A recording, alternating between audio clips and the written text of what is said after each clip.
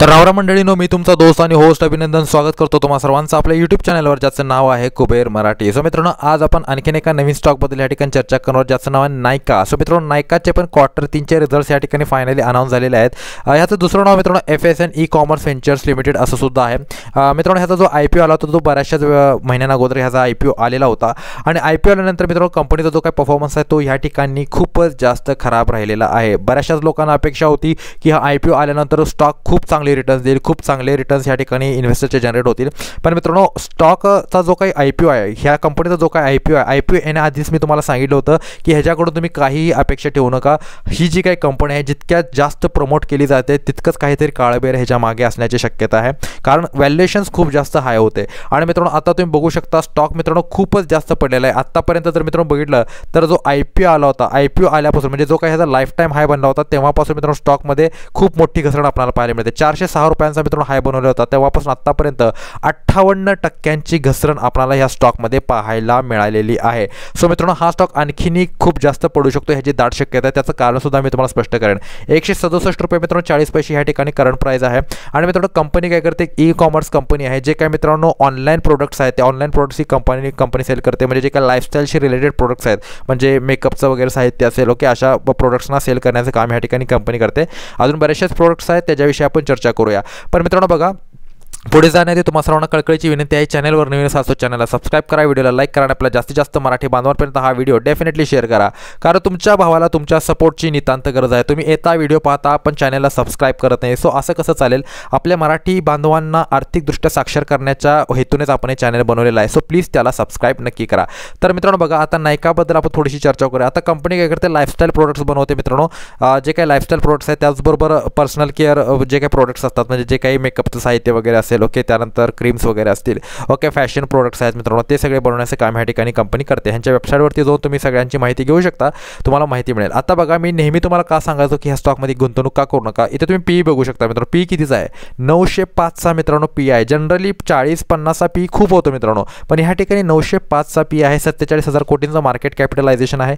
आणि बुक व्हॅल्यूचा विचार केला तर फक्त मित्रांनो 4 रुपये 56 पैशांची बुक व्हॅल्यू आहे आणि 167 रुपयांची ह्या ठिकाणी काय करंट प्राइस आहे.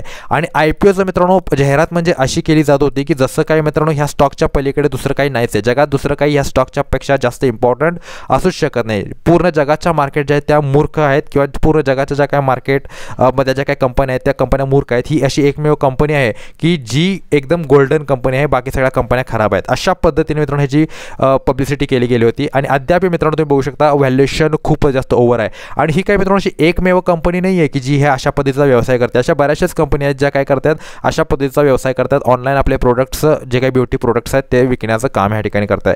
रिटर्न्स तुम्ही बघू शकता 2.44% रिटर्न्स आहेत. आणि मित्रांनो तुम्ही ह्या ठिकाणी बघू शकता return on equity, return on capital employed 6.87%चा.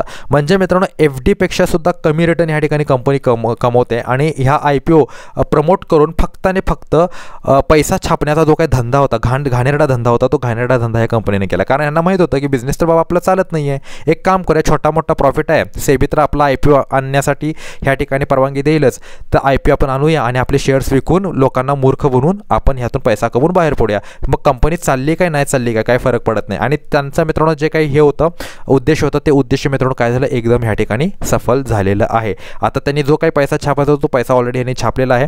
आता ह्या कंपनीत मित्रांनो ग्रोथ दिसेल, ह्याचं पोटेन्शियल फार जास्त कमी आहे. आता क्वार्टरली रिझल्ट्स मित्रांनो तुम्ही बघू शकता, क्वार्टरली रिझल्ट्स यांचे कसे आहेत. तुम्ही थोडासा मी खाली येतो आणि क्वार्टरली रिझल्ट्सची चर्चा करतो. सो बघा, डिसेंबरमध्ये क्वार्टरली रिझल्ट 2267 कोटींचा प्रॉफिट आहे. त्यानंतर तुम्ही ऑपरेटिंग प्रॉफिट बघू शकता 141 कोटींचा आहे.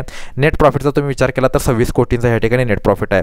अर्थातच मित्रांनो कंपनी प्रॉफिटेबल कंपनी आहे, पण जितका पैसा ह्या कंपनीने आपले IPO प्रमोट करून छापला त्याच्यापेक्षा कितीतरी, म्हणजे ह्या प्रॉफिटपेक्षा हे प्रॉफिट मित्रांनो चिल्लर प्रॉफिट आहे त्यांच्यासाठी. ओके, ही कंपनी चालवत आहेत, पण मित्रांनो ह्याच्यापेक्षा कितीतरी पटीने जास्त पैशांनी IPOचं जे काही प्रमोशन आहे ते प्रमोशन करून ह्यांनी काय केलेलं आहे, कमवलेलं आहे. ओके, आता चला आपण थोडंसं आणखीन खाली जाऊन थोड्याशा गोष्टी बघण्याचा प्रयत्न करूया. प्रमोटरची होल्डिंग किती आहे बघू शकता. प्रमोटरची होल्डिंग 52% आहे. DISची होल्डिंग 23.56% आहे.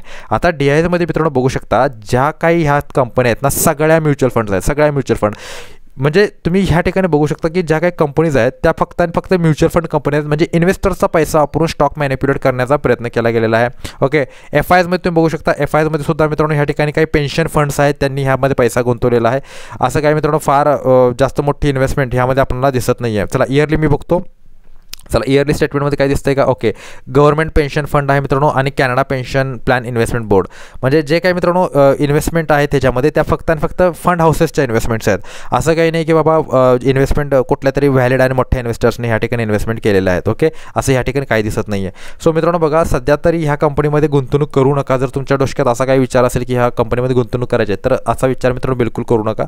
ओके, डेफिनेटली लॉंग टर्ममध्ये तुम्हाला खूप मोठा फटका बसणार आहे. ऑलरेडी तुम्हाला फटका बसलेला आहे. बरेचसे जे काही IPO घेऊन बसलेले लोक आहेत ते खूप वाईट पद्धतीने ह्या ठिकाणी काय झालेले आहेत, फसलेले आहेत. बॉरोइंगचा विचार केला तर 1306 कोटींची बॉरोइंग आहे आणि मित्रांनो ही बॉरोइंग कंटिन्युअसली वाढत चाललेली आहे. बॉरोइंग कमी होण्याचं नाव घेत नाही आहे. उलट कंपनीचे रिझर्व्स या ठिकाणी घटत चाललेले आहेत आणि इन्व्हेस्टमेंट बघू शकता मात्र 33 कोटींच्या इन्व्हेस्टमेंट्स आहेत. सो कंपनीला मित्रांनो फंडामेंटली पण कंपनी काही जास्त स्ट्रॉंग नाही आहे. ओके, आणि डेफिनेटली फ्युचरमध्ये खूप मोठी कॉम्पिटिशन यांना उभी राहणार आहे ह्याची पूर्ण गॅरंटी आहे. सो डेफिनेटली ह्या स्टॉकमध्ये जर गुंतवणूक करण्याचा विचार करत असाल तर गुंतवणूक करू नका.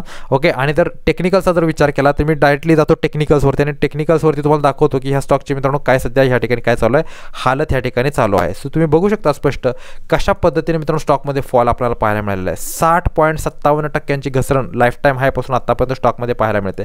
अर्थातच थोडासा सपोर्ट घेऊन स्टॉक वर जाण्याचा प्रयत्न करतोय, पण मला असं वाटत नाही की ही जी काय मित्रांनो ह्याची प्रयत्न आहेत ते ह्या ठिकाणी सफल ठरणार आहेत. डेफिनेटली हा स्टॉक मित्रांनो आणखीन बराच खाली येणार आहे. येत्या काही दिवसांमध्ये मला असं वाटतं की हा स्टॉक पुन्हा एकदा 100-120 रुपयांच्या लेवलला येऊ शकतो आणि इव्हन त्या लेवलला सुद्धा हा स्टॉक मित्रांनो खूप जास्त महाग असेल. ओके, सो जर तुम्हाला ह्यामध्ये बाईंग करायचं असेल तर तो तुमचा पर्सनल मित्रांनो व्ह्यू आहे. मी तर सध्या ह्यामध्ये बाईंग रिकमेंडेशन बिलकुल देणार नाही. सो आशा करतो हा व्हिडिओ तुम्हाला आवडला असेल. व्हिडिओ आवडला असेल तर व्हिडिओला लाईक करा, शेअर करा, चॅनलला सबस्क्राईब करा. भेटतो पुढील व्हिडिओमध्ये. तोपर्यंत good bye, take care and a good time. Thank you very much all of you.